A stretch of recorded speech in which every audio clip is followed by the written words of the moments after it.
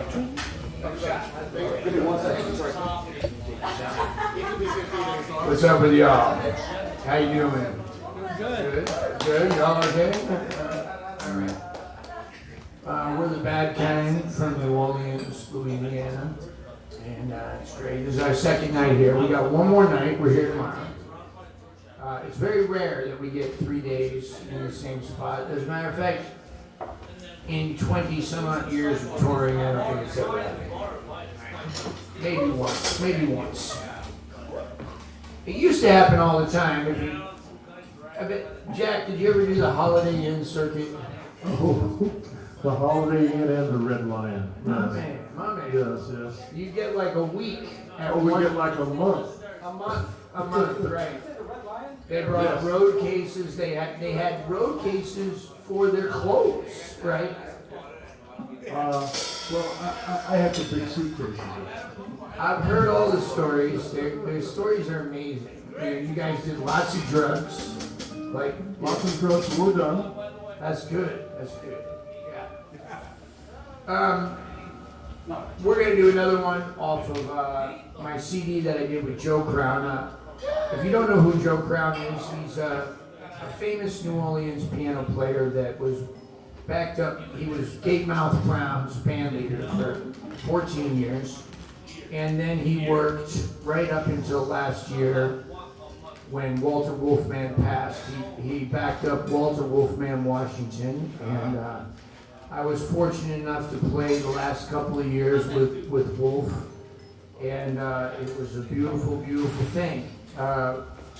Walter Wolfman Washington was New Orleans royalty, and it's so beautiful. Our city is making a Walter Wolfman Washington Memorial Park. Yeah, we're so excited. I was in the second line. It was the first second line. I moved to New Orleans originally in 2010. And then I went to prison. And that's where I met my mother-in-law, who's in the house tonight. She worked at the jail that I was in, right there, Miss Tanya. She ran like the drug dorm and was doing the GED, and I wasn't allowed in the drug dorm because I got into a fight. And but anyway, some reason or another, she likes me.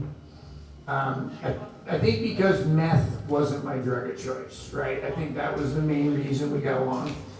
And she introduced me to her daughter, and we got married, right? And that was 12 years ago, right? You know, we met. And I've only been to jail a couple of times since then, right? In the last 12 years, all for residual shit. Anyway, this song here, I learned when I was subbing for Walter when he was sick, and then he came back. He got a little bit better, and Walter Wolfman Washington hates harmonica players, hates them. So anyway, he came back and he did a couple of gigs, and Joe Crown said, "You know, Walter, there's this harmonica player, you should really let him, sit in or something." So Joe calls me up and says, "Listen, you need to come sit in with Walter." And Walter is like my hero, right? Like, he is a huge part of the reason that I moved to New Orleans.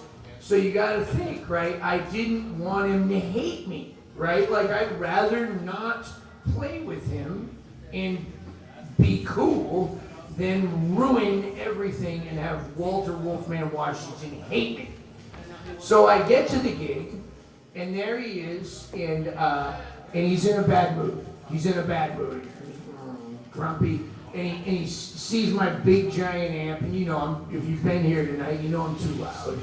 And then he sees the pedal board for harmonica, and you should have seen the face, right? It was like a rotten egg had dropped on him. So all night long, every time he would end a solo, if he went ba da da da, I would start my solo with ba da da da, just to know just to let him know that I was listening and being respectful in everything. And we did 2 gigs like that. And at the end of the second gig, I think he went like this to me. Like a corner of a wolf puss went up like that. So anyway, months and months went by. I did like maybe a half a dozen gigs with him. And then one night, I was playing at my favorite club in New Orleans. It's a cigar bar called Dos Jefes, and it's way uptown, and on Chapatulas, right over there, at the end of Chapatulas, and so it's basically in the country. So like, I'm playing the gig there, and Walter was having his bachelor party.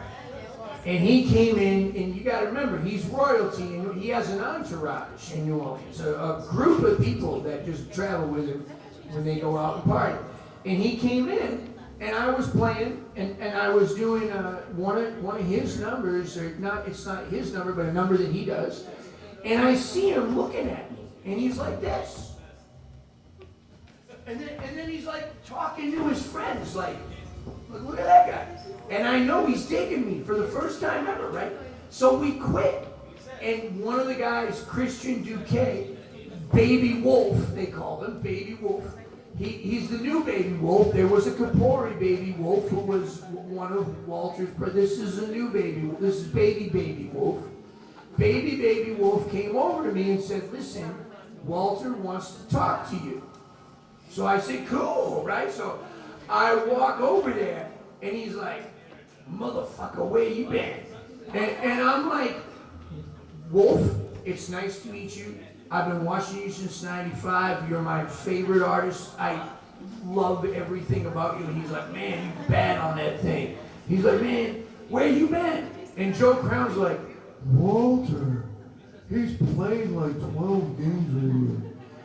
And Walter's like, nah, not this one. Ever since that day, we've been cool. And now he knows me, and we talked about music, and we got to play Jazz Fest together last year. Yeah. If you don't know, like, you know, New Orleans and New York have a lot in common. We have a lot in common. You don't realize this. I mean, first of all, we're way cooler than you. Okay, like, I mean, ridiculously cooler than you. Like, and if you don't believe that, come and stay for like a month, right? But anyway, but aside from that, what we have in common is that we both think, you guys think this, and so do we, that if it doesn't happen in New York, it doesn't matter. We're the same way. We think if it doesn't happen in New Orleans, it doesn't matter. And Jazz Fest is the center of our universe. Anyway, that's the whole story, and then some.